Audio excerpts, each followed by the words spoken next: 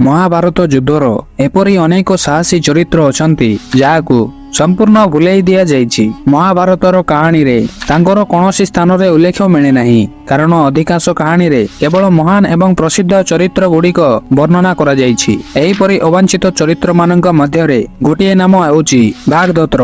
तेबे आसंतु जानिबा भागदत्त किए थिले एवं से काहेकि अर्जुनक मृत्यु चाहुथिले। भागदत्तर कहानी जी प्राग ज्योतिषपुर राजा नरकासुर पुत्र थिले। महाभारत रे भागदत्तर उल्लेख करा जाइछि। भागदत्त एकमात्र चरित्र थिले जे अर्जुनक सह एकुटिया 8 दिन पर्यंत लड़ाई करिथिले। युधिष्ठिर राजसय यज्ञ समय रे जेतेबेले अर्जुन राज्य गुडी को निज अधीन रे करुथिले, सेतेबेले अर्जुन एवं भागदत्तक मध्य रे 8 दिन धरि युद्ध होइथिला। अर्जुन अनेक चेष्टा करिथिले किंतु प्राग ज्योतिषपुर को परास्त करि पारि नथिले। भागदत्त एवं अर्जुनक पिता इंद्र घनिष्ठ बंधु थिले, सेति पई भागदत्त युधिष्ठिर को चक्रवर्ती भाबरे ग्रहण करथिले एवं तांकू यज्ञ पई शुभेच्छा मध्य जणाइथिले। थरे भागदत्त कर्णଙ୍କ सह मध्य युद्ध करथिले, जेउथिरे कर्ण विजयी होइथिले। जेहेतु कर्ण भागदत्त को परास्त करथिले, सेति पई भागदत्त कौरवଙ୍କ तरफरु महाभारत युद्ध करथिले। कर्ण समस्त दिगरु राजा माननको निज अधीन रे करि नैथिले। महाभारतर उद्योग पर्वर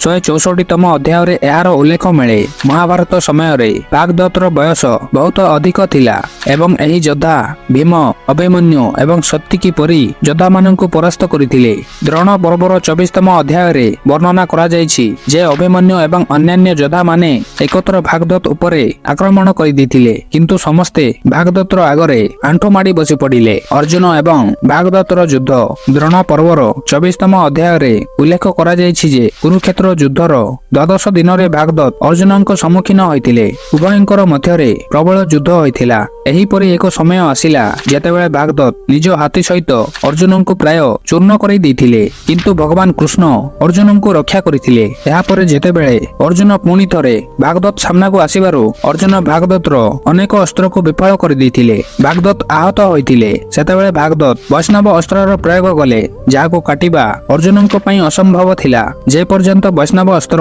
अर्जुनଙ୍କୁ आसी लागितांता से पर्यंत भगवान कृष्ण एथिरे हस्तक्षेप करिथिले। तांको सामना रे अस्त्रटी वैजयंती माला रे परिवर्तित होइगला एवं एही परि भाबरे भगवान कृष्णଙ୍କ द्वारा पुनर्बार भागदत्त ठारू अर्जुनଙ୍କ प्राणर रक्षा हैला। सेतेबेले भगवान कृष्ण अर्जुनଙ୍କୁ कहिथिले जे वर्तमान से भागदत्त को आक्रमण करी तांकु शेष करिबा उचित। तापरे सर्वप्रथमे अर्जुन नाराज नामक अस्त्रर प्रहार कले।